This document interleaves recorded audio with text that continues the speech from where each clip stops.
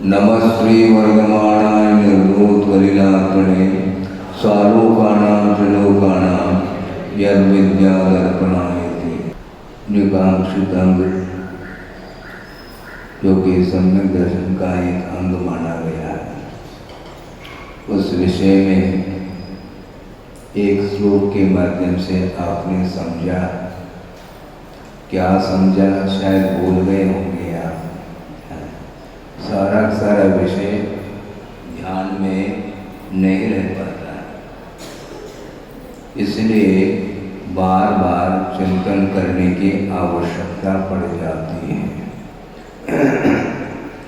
चिंतन का अर्थ भी यही होता है, जिस विषय को हमने ज्ञान के माध्यम से ज्ञान प्राप्त कर लिया है, बोध प्राप्त कर लिया है, उसी विषय को पुनर्चिंतनम इति अनुप्रेक्षा बोलते हैं। बार बार उसी विषय को चिंतन का विषय बनाना चाहिए।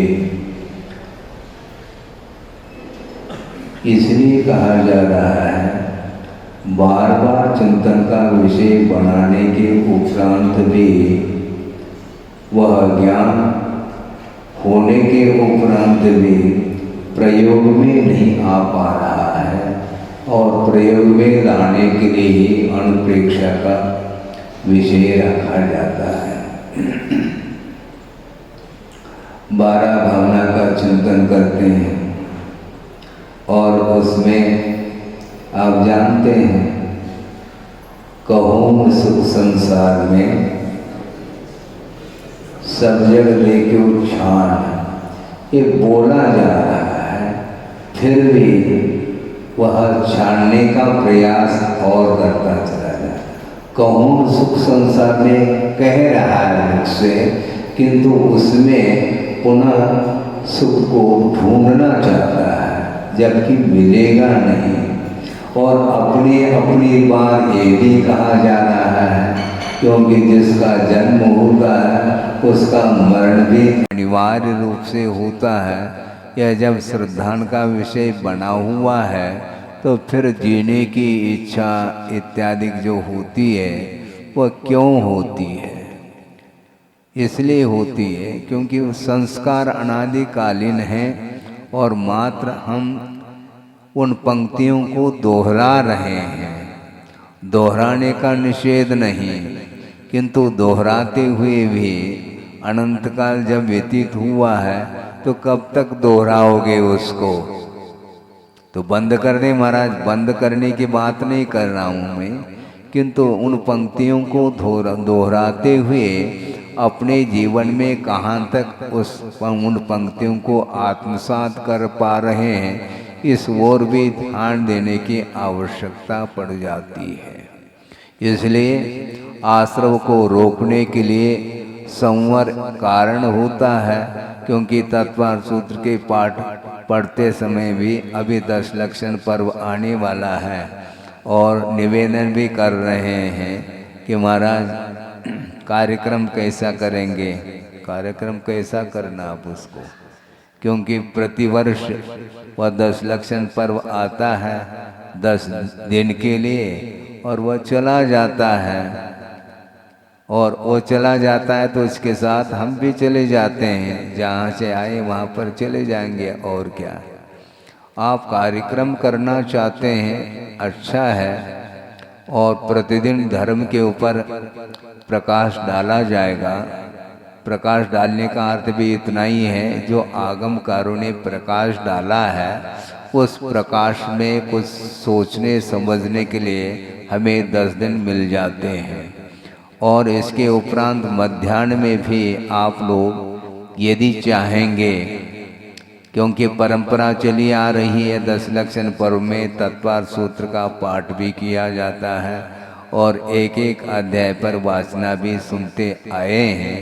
उस परंपरा को कायम रखना चाहते हैं, तो आप लोगों का कर्तव्य है मध्याह्न में रखा गया, क्योंकि सुबह तो धर्म के ऊपर हो जाएगा, और मध्याह्न में क्या करेंगे? फिर दुकान में बैठ करके फिर वही अधर्म करेंगे क्या? हाँ, कम से कम पूरे एक दिन के लिए तो कम से कम धर्म के लिए समय दे दो। तो मध्याह्न में यदि आपकी रुचि रहेगी तो तत्पा सूत्र का वाचन और पाठ अपने एक एक अध्याय के ऊपर अर्थ भी संक्षेप रूप में दिया जा सकता है। अभी तो हम प्रसंग के अनुरूप ये कहना चाह रहे हैं कि बार बार पुरुषार्थ करने के उपरांत भी उपयोग में डाइवर्शन नहीं आ पाता। जहाँ पर उपयोग लगना चाहिए वहाँ पर नहीं लग पाता, और जहाँ नहीं लगना चाहिए वहीं पर लगा हुआ रहता है। इसलिए निकांक्षित अंग को लेकर के ये विषय चल रहा है। 2-3 विशेषण आपने पढ़ लिए हैं। इसमें एक महत्वपूर्ण विशेषण है पाप बीजे, ऐसा कहा है। जो इंद्रियों के विषयों से उत्पन्न होने वाला जो सुख है, उस सुख का उपभोग करना चाहते हो तो निश्चित रूप से पाप का अर्जन होगा। हाँ, पुण्य का अर्जन करना चाहो तो पुण्य के फल से दूर रहो। पुण्य से दूर नहीं रहना, समझ रहे हैं आप? पुण्य से दूर नहीं रहना, क्योंकि देव गुरु शास्त्र के आराधना के रूप में, उनके पूजन अर्चन इत्यादि के रूप में जो पवित्र भाव हो जाते हैं, उनके माध्यम से ही पुण्य का सास्य पुण्य का अर्जन होता है। किंतु अर्जित पुण्य का जब उदय आता है, उस समय आप लोगों के लिए अर्थात संसारी प्राणी के सामने वह पुण्य का फल, पुण्य की अर्जन करने के माध्यम से जो सामग्री सामने आती है, उसका उपभोग यदि नहीं करते हैं तो वह पुनः पुण्य का अर्जन निरंतर होता रहेगा। किंतु पुण्य के फल को ग्रहण करने का भाव जब आता है, उस समय बिना राग के वह ग्रहण नहीं हो सकता। और राग के साथ पुण्य के फल का उपभोग करता है संसारी प्राणी, और उस राग के फलस्वरूप वो सारा का सारा पुण्य क्षीण होता चला जाता है, और पुनः 1-2 करने की आवश्यकता पड़ती है। इसलिए निरीहता के साथ धर्म के आराधना निरपेक्ष भावना के साथ करते चले जाएंगे तो आप नहीं चाहते हुए भी विशिष्ट पुण्य का अर्जन कर सकोगे। किंतु उदय जब आता है, उस समय अलर्ट रहने की आवश्यकता है। फल को भोगना नहीं चाहिए। महाराज इसका क्या फल मिलता है, इसका क्या फल मिलता है, इस प्रकार फल की ओर ही संसारी प्राणी की दृष्टि है।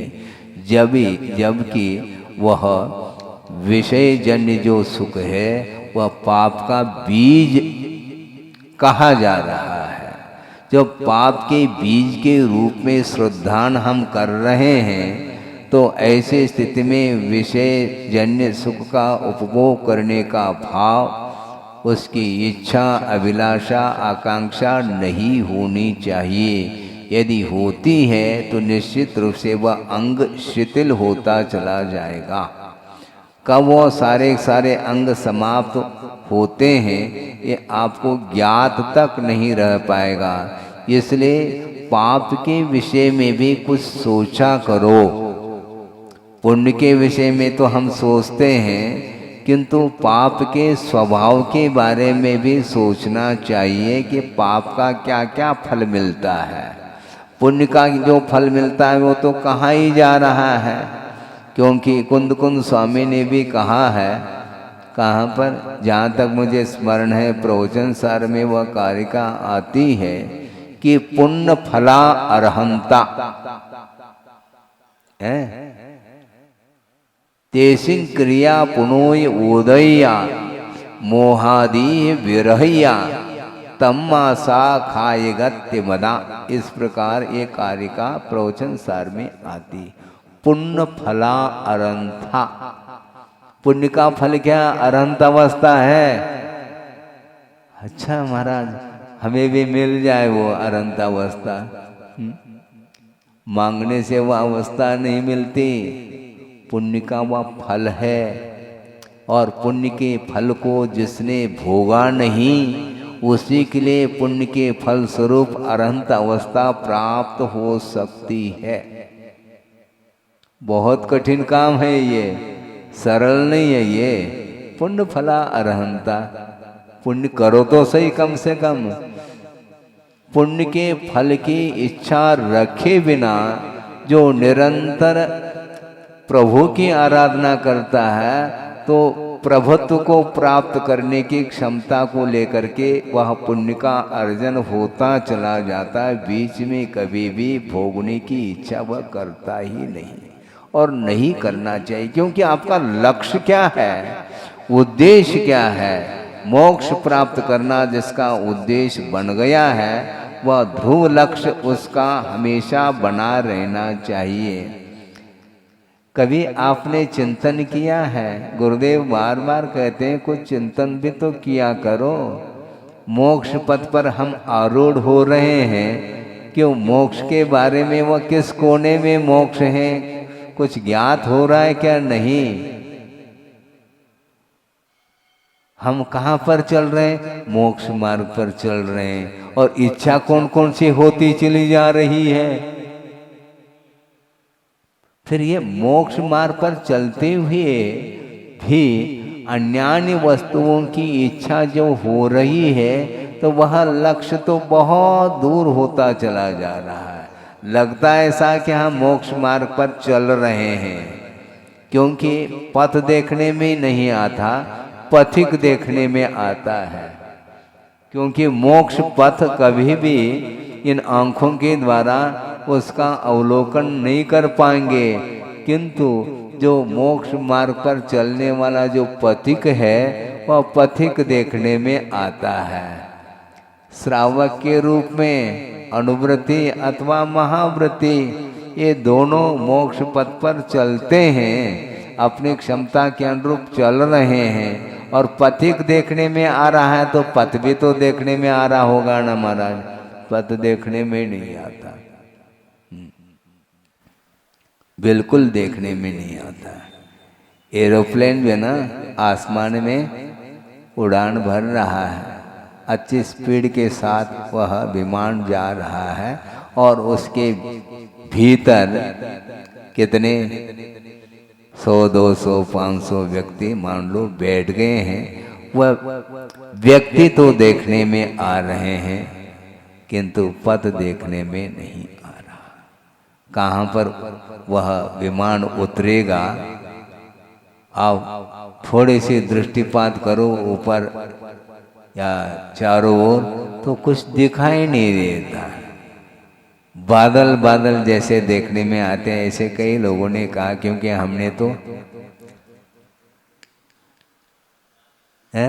उसका अनुभव तो हमें है ही नहीं। ऊपर जो है विमान जा रहा है, देखने भर आता है, किंतु वहाँ पर बैठे हुए जो व्यक्ति हैं, उनके लिए चारों ओर का दृश्य किस रूप में देखने में आता है, वही अनुभव करते हैं। कोई पथ देखने में नहीं आता।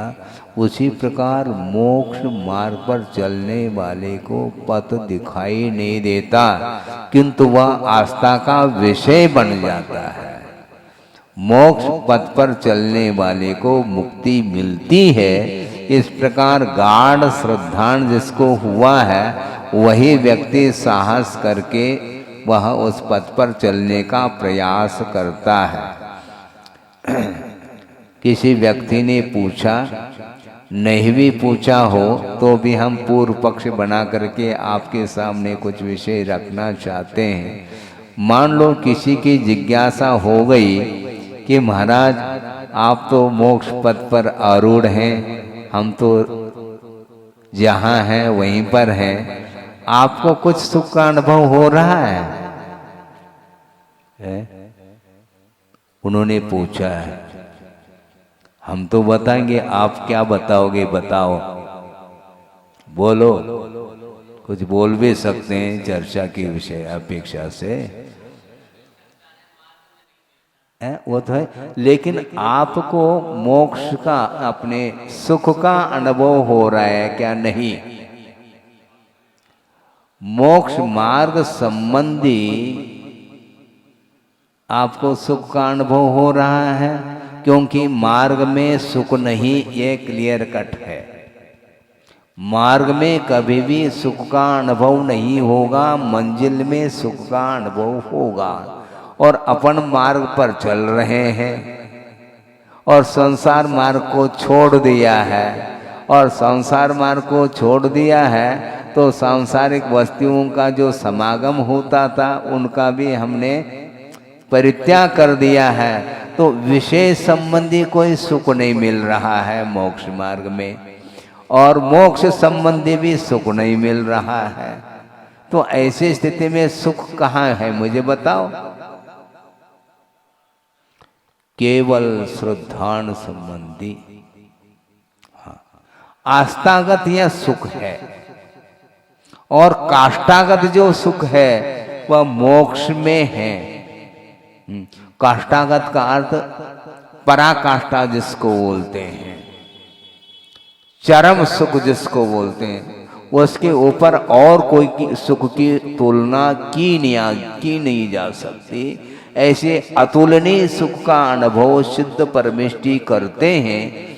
अरहंत परमेष्टि को भी उसका संवेदन संभव नहीं है। क्यों? अरंत अवस्था भी वस्तुतः जीव का स्वभाव नहीं, ये कहा गया है। यदि स्वभाव मानते हैं तो स्वभाव जो होता है वह शुद्ध स्वभाव की अपेक्षा से सादे अनंत काल तक वह अवस्था बनी रहनी चाहिए थी। कौन सी? अरहंत अवस्था। किंतु अरहंत अवस्था प्राप्त होने के उपरांत जब तक आयु कर्म के अधीन उनकी अवस्था रहती है तभी तक वह अरहंत अवस्था मानी जाती है। इसलिए अरहंत अवस्था में सिद्धत्व का संवेदन संभव नहीं, असिद्धत्व का ही वो संवेदन करते हैं। इसलिए जो अनंत जो स्वाभाविक सुख है उसका संवेदन उन्हें भी नहीं है। ये अलग वस्तु भविष्य में जो सिद्धत्व की परिणति, जो सिद्धत्व रूप पर्याय है वह उत्पन्न होने वाली पर्याय है, किंतु वो होने वाली पर्याय को केवल ज्ञान के माध्यम से जान रहे हैं। अरहंत परमेष्टि अर्थात केवली भगवान अतीत के पर्यायों को अतीत के रूप में और अनागत पर्यायों को अनागत रूप में ही जानते हैं, किंतु संवेदन जो उन्हें होता है वह वर्तमान समयवर्ती जो पर्याय है उसी का वो संवेदन करते हैं। इसलिए अनंत अवस्था जब तक बनी रहेगी तब तक सिद्धत्व का मुख नहीं देखा जा सकता। तो ऐसी स्थिति में अरहंत परमेष्टि को भी वह स्वभाव का बोध होते हुए भी उसका संवेदन नहीं है। तो ऐसी स्थिति में मोक्ष पथ पर चलने वाला जो मोक्ष मार्गी मुमुक्षु है उसको वह मोक्ष का अनुभव कैसे हो सकता है? नहीं हो सकता। इसलिए मोक्ष मार्ग में सुख है क्या? ये प्रश्न है। सांसारिक सुख तो नहीं है मोक्ष मार्ग में, क्योंकि उसको छोड़ करके आया है। और जब तक मुक्ति नहीं मिलेगी तब तक मोक्ष संबंधी भी सुख नहीं है। तो मोक्ष मार्ग में है क्या? महाराज आपने तो सब छोड़ा दिया और खाली हाथ रह गए और कुछ मिल नहीं रहा है और प्रतीक्षा करते बैठे हैं। और प्रतीक्षा आपको करनी पड़ेगी कब तक? कोई लिमिटेशन है? जब तक सिद्धत्व की उपलब्धि ना हो तब तक आपको प्रतीक्षा करनी पड़ेगी। पंगत में बैठ जाते हैं और थोड़ा सा विलंब हो जाता है तो आकुलता होती है। भैया पहले से नहीं बुलाते तो अच्छा था, बुला करके बिठा दिया और अभी भी तैयारी कुछ समझ में नहीं आ रही है। खाली थाली परोस दी, थाली को थोड़ी खाया जाएगा। उसमें कोई भी एटम है ही नहीं। तो तत्काल आप चाहते हो, किंतु आचार्य कहते हैं तत्काल नहीं मिलने वाला है। मिलेगा वह साधना के माध्यम से, और अंतर मुहूर्त में ही वह स्वाभाविक पर्याय उत्पन्न हो सकती है। जब कभी भी मुक्ति मिलेगी तो ध्यान के माध्यम से मुक्ति मिलती है, इसलिए अंतर मुहूर्त में ही वह उस पर्याय को प्राप्त कर लेता है, क्योंकि ध्यान की परिणति अंतर मुहूर्त से अधिक नहीं है। और वृषभनाथ भगवान को भी जो 1000 साल लग गए हैं, तो ध्यान का काल 1000 साल नहीं, किंतु उस ध्यान की भूमिका को प्राप्त करने की अपेक्षा से उसकी पूर्व भूमिका में 1000 साल निकाल दी उन्होंने, साधना करते करते करते। 12 प्रकार के तप हैं, 6 प्रकार के बाह्य तप को भी अंगीकार कर लिया। उसके उपरांत अभ्यंतर तप में भी वह प्रवेश करते करते अंतिम जो तप है, जिसको ध्यान बोलते हैं, शुक्ल ध्यान, उसको प्राप्त करने के लिए उनके लिए 1000 साल लग गए। और महाराज फल क्या मिलेगा? फल की ओर ही दृष्टि रखोगे तो ध्यान कब लगेगा? वो फल में ही ध्यान लगा हुआ है आपका, है? शुद्ध परमात्म तत्व जो उपादेय माना जाता, उसी में उपयोग टिकाए रखना चाहिए। अन्यत्र हमारा उपयोग जा रहा है, इससे स्पष्ट है कि वह आत्म तत्व के प्रति जो रुचि होनी चाहिए, जितने परसेंटेज में, वो है ही नहीं होने के कारण ही बीच बीच में अन्य पदार्थों की ओर वो उपयोग चला जाता है हमारा। वो क्यों जा रहा है? एक बार हमने ये भी कहा था चर्चा के दौरान, उसको गंभीरता से विषय को अपने को समझना है, नहीं तो बहुत मान्यताएं विपरीत भी हो सकती हैं, लेकिन विपरीत नहीं है, वो आगम के अनुरूप वह विषय रखा जा रहा है। हे उपादेय, 2 चीजें है ना। पूछा ये जा रहा है प्रश्न के रूप में आप लोगों को, हे क्या है? पंचेंद्रिय के विषय, और पंच परमेष्टि हम पूछ रहे हैं। ध्यान से उत्तर देना, नहीं उत्तर आ जाए तो हमें कोई बाधा नहीं, किंतु सही उत्तर निकलना चाहिए। पंचेंद्रिय के विषय हे हैं, और पंच परमेष्टि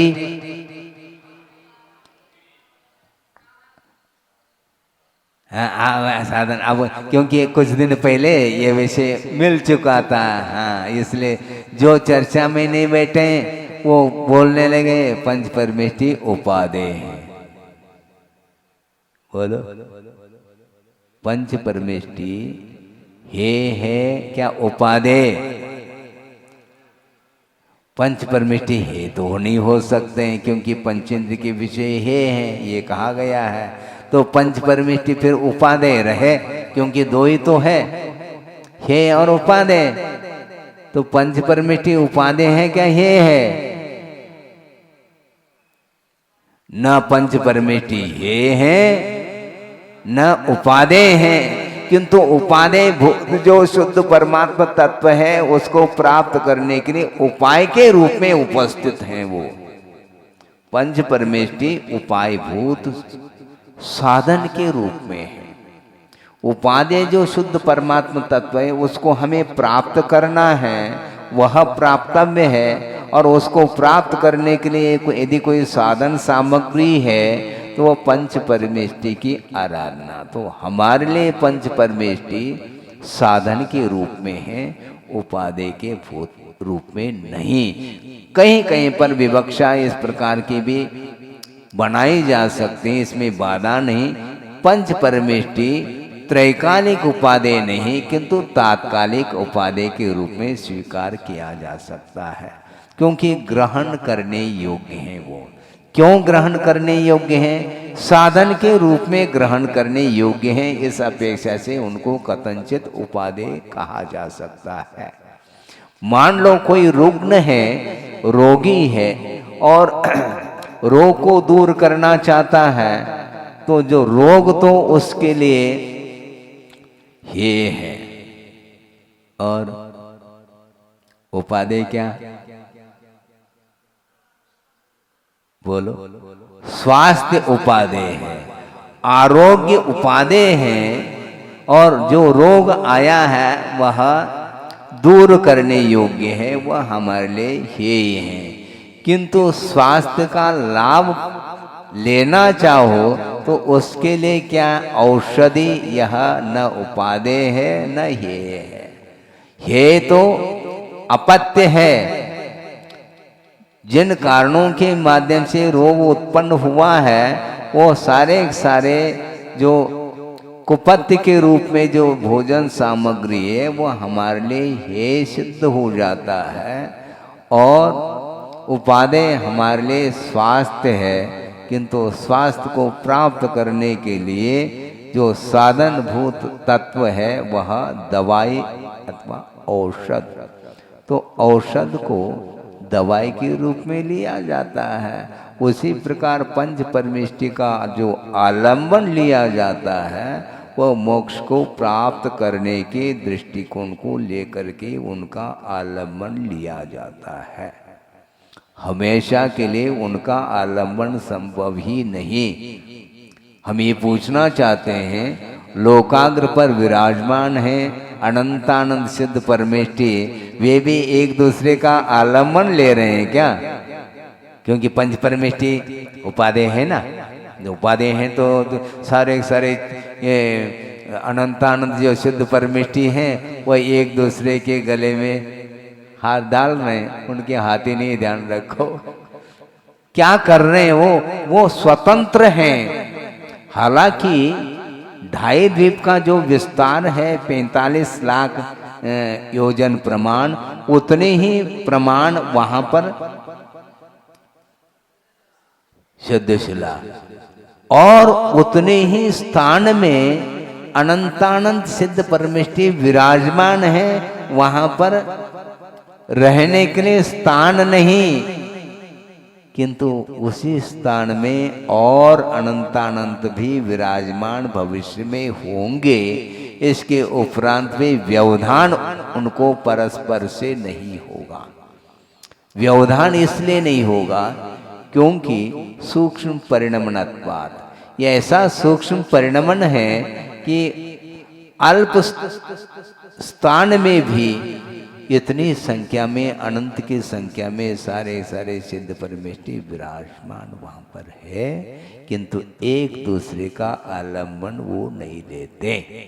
क्योंकि शुद्ध परमात्मा तत्व को जिन्होंने प्राप्त कर लिया, अब प्राप्त करने योग्य अन्य कोई वस्तु नहीं है। क्योंकि अन्य पदार्थ का आलंबन जो लिया जाता है वह तात्कालिक लिया जाता है, किंतु त्रैकालिक उसका संबंध नहीं है। क्योंकि जो ग्रहण करने योग्य तत्व है वह शुद्ध परमात्मा तत्व ही है, यानी अपने आप को ग्रहण करने का नाम ही उपादेयता है। किसी दूसरे को ग्रहण नहीं करना है, और दूसरे को ग्रहण करते हैं तो निश्चित रूप से विकल्प चालू हो जाते हैं। क्यों? ये दूसरे का है, अपना नहीं। जो स्वावलंबन, अपना ही आलंबन ले लें, अपना ही आधार लें, इसी को बोलते हैं अभेद षटकारक। मैं स्वयं करता और मैं स्वयं ही कर्म के रूप में, और मेरे द्वारा ही वह कार्य संपादित होना है, इसलिए मैं ही साधन के रूप में मेरे लिए ही प्राप्त किया, स्वयं के लिए प्राप्त किया जा रहा है, इसलिए संप्रदान भी स्वयं, अपने से ही वह उत्पन्न होने वाला है, इसलिए अपादान भी स्वयं है, उसका स्वामी भी स्वयं है, इसलिए संबंध भी अपने साथ ही घटित होता है। और जो आधार लिया जा रहा है वह स्वयं का ही आधार लिया जा रहा है। इसलिए पर का जब तक आधार लेंगे तब तक विकल्प रहेंगे। किंतु पंच परमेष्टि के अलावा अन्य जितने भी पदार्थ हैं उनका आलम्बन हमें नहीं लेना चाहिए। यदि मान लो लेने की आवश्यकता भी पड़ती है तो भी उसको साधन के रूप में, तात्कालिक साधन के रूप में ही उसको स्वीकार कर लेना चाहिए, जिसको क्या बोलते हैं, देह चिंता च मध्यमा।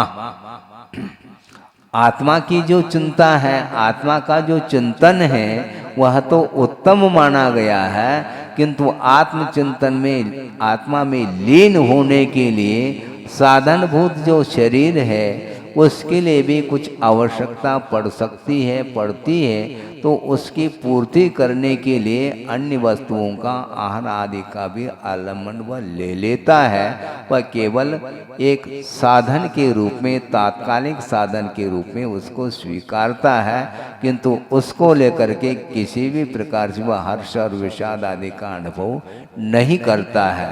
तो इस प्रकार ये बात जब सिद्ध हो रही है, वस्तुतः उपादेय भूत जो शुद्ध परमात्मा तत्व है, ये हमारा ध्रुव लक्ष्य होना चाहिए। जब लक्ष्य मोक्ष प्राप्त करने का है तो बीच में मार्ग में अन्यान्य वस्तुओं के प्रति जो दृष्टि जाती है, यदि जाती है तो उस समय मोक्ष मार्ग किस रूप में रहता है इसके बारे में ख्याल कर लेना चाहिए, क्योंकि उपयोग एक समय में एक में ही रहेगा, दो में नहीं।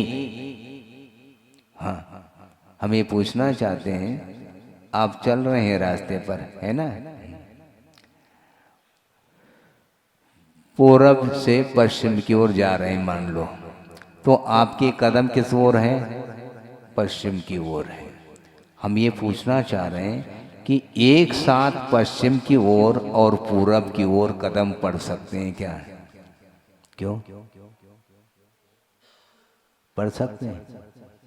नहीं, एक, क्योंकि दो पैर है ना, एक पैर से पूरब की ओर जाओ और एक पैर से पश्चिम की ओर गमन करो, ऐसा संभव नहीं है।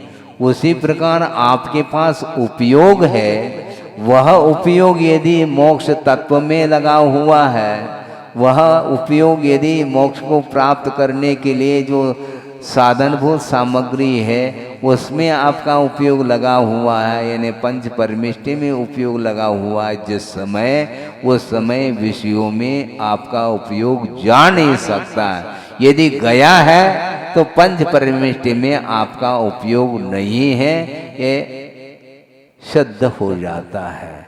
इसलिए बहुत ध्यान के साथ अपने को कदम रखना चाहिए। पंच परमेष्टि के चरणों में जिस समय आते हैं उस समय अन्य कोई भी परिणाम अपने मन में उत्पन्न नहीं होना चाहिए। इसीलिए जब आत्मा का आलम्बन लेता है साधक, उस समय वह निर्विकल्प दशा का अनुभव करता है, और उस निर्विकल्प दशा से जब बाहर आता है तो कम से कम पुनः निर्विकल्प अवस्था को प्राप्त करने के लिए हेतुभूत जो सामग्री है उसका तात्कालिक आलम्बन लेकर के पुनः उसमें प्रवेश पा जाता है, ध्यान में अपने आप को प्रविष्ट करा देता है। इस प्रकार यदि भाव निरंतर बनते हैं तो निश्चित रूप से आपका वह सम्यक दर्शन, यदि रत्नत्रय है तो वह रत्नत्रय बहुत अच्छे ढंग से उसकी रक्षा हो सकती है, वह सुरक्षित रह सकता है। इसलिए पाप बीजे ऐसा एक विशेषण दिया है। पंचेंद्र के विषयों से उत्पन्न होने वाला जो सुख है, जबकि वह वस्तुतः सुख नहीं, सुखाभास है। सुखाभास का अर्थ क्या होता है? सुख का आभास है, सुख नहीं है। सुखाभास का अर्थ सुख का आभास हो रहा है, वस्तुतः सुख नहीं। जैसे जलाभास, जल का आभास हो रहा है, वस्तुतः जल नहीं। मृग मरीचिका आपने देखी होगी, मृग मरीचिका, मृग तो देखा है महाराज, मरीचिका किसको बोलते हैं? ग्रीष्म ऋतु में बहुत तपन, चारों ओर तप रहा है, धरती तप रही है, और वह सूर्य प्रखर किरणों के माध्यम से वह पूरा का पूरा वह तप रहा है, और उस समय जहाँ कहीं भी आपकी दृष्टि जाएगी तो ऐसा लगता है कि वहाँ पर लहर उत्पन्न हो रही हो, वहाँ पर पानी का, जल का आभास जैसा हो जाता है, किंतु वस्तुतः वह जल नहीं, किंतु वह मृग भाग रहा है, उसकी दृष्टि में जल दिखाई दे रहा है, किंतु वह जल नहीं, किंतु वह प्यास लगी है, कड़ाके की गर्मी है, लू लपट चल रही है। उस समय वह जो भी देखने में आ रहा है ऐसा लगता है कि बिल्कुल तरंगे उत्पन्न हो रही, वह जल का आभास है, वस्तुतः जल नहीं। उसी प्रकार पांच इंद्रियों के विषयों से उत्पन्न होने वाला जो सुख है वह सुखाभास है, ऐसा प्रतीति में आना चाहिए। जब ये सुखाभास के रूप में प्रतीति में आ जाए तो फिर ऐसी स्थिति में उस पंचेंद्र के विषयों से उत्पन्न होने वाला जो सुख है उसको भोगने का भाव रखेगा क्या? जब वो सुखाभास है तो बार बार उसको और उपयोग क्यों ले जाएगा? उसको नहीं ले जा सकता। लेकिन महाराज ये बहुत दूर है, आप बार बार कह रहे हैं, प्रतिदिन उन्हीं विषयों को लेकर के आप बोलते हैं। मैं कहाँ बोल रहा हूँ, आगम बोल रहा है, उसके अनुरूप मैं बोल रहा हूँ। हाँ, विषयों के प्रति इच्छा इसकी छूटती नहीं, कब छूटेगी भगवान ही मालिक है। मतलब श्रद्धान का विषय बनने के बाद भी बार बार उस ओर ध्यान जाता है और उसमें वह आनंद का अनुभव करता है, जबकि विषयों से उत्पन्न होने वाला जो सुख है वह सुखाभास है, बल्कि पाप का बीज है। ऐसा कहा है कि 5 पापों के बारे में क्या चिंतन करना चाहिए है? समय आपका होने जा रहा है, क्या चिंतन करना चाहिए? तो आचार्य ये कहना चाह रहे हैं, अभ्युदय निश्रयस अर्थानां क्रियाणां विनाशकः प्रयोगः अपाय। ऐसा कहा। अभ्युदय अर्थात मोक्ष सुख और श्रेयस अर्थात अभ्युदय अर्थात स्वर्गीय सुख और निश्रेय अर्थात मोक्ष सुख, इन दोनों को प्राप्त कराने में हेतुभूत जो क्रियाएं हैं उन क्रियाओं को नष्ट करने वाला जो भाव है, जो प्रयोग अर्थात प्रवृत्ति है, वह अपाय माना जाता, वह उपाय नहीं, वो अपाय है। किसमें इस प्रकार चिंतन करना? हिंसादिशो, हिंसादिक 5 पापों में यह अमूत्र अपाय अवध्य दर्शनम, जो हिंसा, झूठ, चोरी, कुशील और परिग्रह, ये जो 5 पाप हैं, इनमें किस प्रकार चिंतन करना? इस प्रकार चिंतन करना, क्योंकि इन 5 पापों के माध्यम से होता क्या है, इस लोक में भी अपाय देखने में आता है। अपाय का अर्थ इतना ही है कि स्वर्ग और मोक्ष संबंधी जो सुख हैं उसको प्राप्त करने योग्य, जो प्राप्त करने के लिए साधनभूत जो क्रियाएं हैं उनको समाप्त कर देता है यह पाप।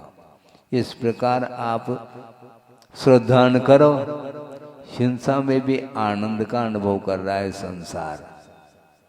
हिंसा, झूठ, चोरी, अभ्रम और परिग्रह, इनमें आनंद का अनुभव करने वाला संसारी प्राणी क्या मोक्ष पथ पर आरूढ़ हो सकता है? नहीं हो सकता, क्योंकि जब तक विषयों में आनंद आएगा तब तक उसको धर्म ध्यान संभव नहीं, वह निरंतर रौद्र ध्यान में डूबा रहता है। और रौद्र ध्यान संसार के लिए कारण है, ये कहा गया है। परे मोक्ष हेतु, हेतु ह्रस्व नहीं, हाँ हेतु, हेतु बोलते हैं, हेतु अर्थात ये द्विवचनांत पद है। परे मोक्ष हेतु, आगे के दो ध्यान यानी धर्म ध्यान और शुक्ल ध्यान ये मोक्ष के लिए हेतु हैं। और अपरे संसारस्य हेतु आर्त रौद्रे, आर्त ध्यान और रौद्र ध्यान ये दोनों संसार के लिए हेतु हैं। ये स्पष्ट उमा स्वामी महाराज सूत्र दे रहे हैं। इसके उपरांत भी रौद्र ध्यान में इसको आनंद आता है। यानी 5 पापों में यदि आनंद आ रहा है तो वह रौद्र ध्यान से बच नहीं पाएगा, ये क्लियर है। सम्यक दृष्टि महाराज, सम्यक दृष्टि हो चाहे मिथ्या दृष्टि हो, आनंद यदि विषयों में आ रहा है वह रौद्र ध्यान का स्वामी है, ये कहा है। और रौद्र ध्यान समाप्त कब होगा? पंचम गुण स्थान से जो ऊपर उठता है वह रौद्र ध्यान से ऊपर उठ गया है। यानी अनुवृत्ति भी रौद्र ध्यान करता है, रौद्र ध्यान में उसको आनंद आ रहा है, क्योंकि रखा है, परिग्रह को रखा है। चेतन परिग्रह भी है, अचेतन परिग्रह है। पति और पत्नी परस्पर में क्या है, कौन किसके लिए क्या है? कौन है वो, कौन किसका कौन स्वामी है? एक दूसरे के स्वामी, स्वामी का अर्थ परिग्रह। पति के लिए पत्नी परिग्रह है और पत्नी के लिए पति परिग्रह है। और परिग्रह का अर्थ मूर्छा, उसके माध्यम से मूर्छित हो जाता है, यानी स्वभाव का भान नहीं रहता।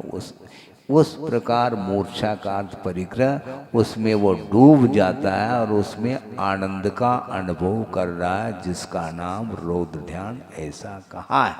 ये बात अलग है कि पंचम गुणस्थानवर्ती जो रौद्र ध्यान है वह दुर्गति के लिए कारण नहीं है, लेकिन ये ध्यान रखो दुर्गति के लिए कारण नहीं है। इसलिए हम रात दिन उसमें डूबे रहेंगे तो निश्चित रूप से सम्यक दर्शन का पतियारा नहीं रहेगा, ये ध्यान रखो। हाँ, हम अपने आप को हम अनुवृत्ति चल जाएगा नहीं, चला रहे हैं, इसलिए अब क्या कहा जा सकता है। उसका परसेंटेज क्या होना चाहिए? अनंत आशा के रूप में यदि मान लो वासना पलती रहती है तो निश्चित रूप से वह दुर्गति का कारण माना जाता है। एक रखा है और इच्छा अनंत की हो रही है, तो वो क्या है? वो कुशील नहीं है, वो बिल्कुल नहीं। इसमें क्या दिक्कत है? मन में भाव भी आता है तो वह पाप माना जाता है, ये कहा गया है। समय इतना नहीं है अपने पास कि इसका ज़्यादा विस्तार कर सकूं। अन्य और भी समय में यथा समय आपको इसका विस्तार किया जा सकता है कि वस्तुतः संक्षेप में हम ये कहना चाहते हैं, मोक्ष पथ पर आरूढ़ होने वाला जो सम्यक दृष्टि होता है, साधक होता है अथवा व्रती संयमी होते हैं, उनको हमेशा अपने सम्यक दर्शन को सुरक्षित रखने का भाव रहना चाहिए, हमेशा अलर्ट रहना चाहिए, सावधान रहिए। हाँ, कभी भी हमारी गाड़ी है, आपकी गाड़ी है, लेकिन चालक तो आप ही हो, हम थोड़े ही है। लेकिन आंख मूंद करके यदि उस गाड़ी को चलाओगे तो निश्चित रूप से गाड़ी तो चूर चूर हो जाए तो कोई बाधा नहीं, लेकिन स्वयं तुम चूर चूर हो जाओगे तो क्या कर लोगे? हैं? गाड़ी तो फिर भी दोबारा खरीदी जा सकती है उस गाड़ी को, किंतु एक बार प्राण चले जाएंगे तो पुनः मनुष्य पर्याय हमें मिलेगा क्या नहीं मिलेगी, क्या होगा, इसके बारे में कुछ नहीं कहा जा सकता। इसलिए विषयों की क्षेत्र में, वैश्विक क्षेत्र में, सांसारिक सुख के क्षेत्र में जो आशा बढ़ती जा रही है उसको कम करने का प्रयास करेंगे तो निकांक्षित अंग आपका पल सकता है और उसके माध्यम से ही हमारी यात्रा मोक्ष तक हो सकती है। इतना ही पर्याप्त है। बोधि समाधि परिणाम शुद्धि स्वात्मोपलब्धि शिव शोक सिद्धि चिंतामणिम चिंतित वस्तुदाने वाम वंद मानस्य ममास्तु देवी। परम पूज्य आचार्य गुरुवर श्री विद्यासागर जी मुनि महाराज की जय।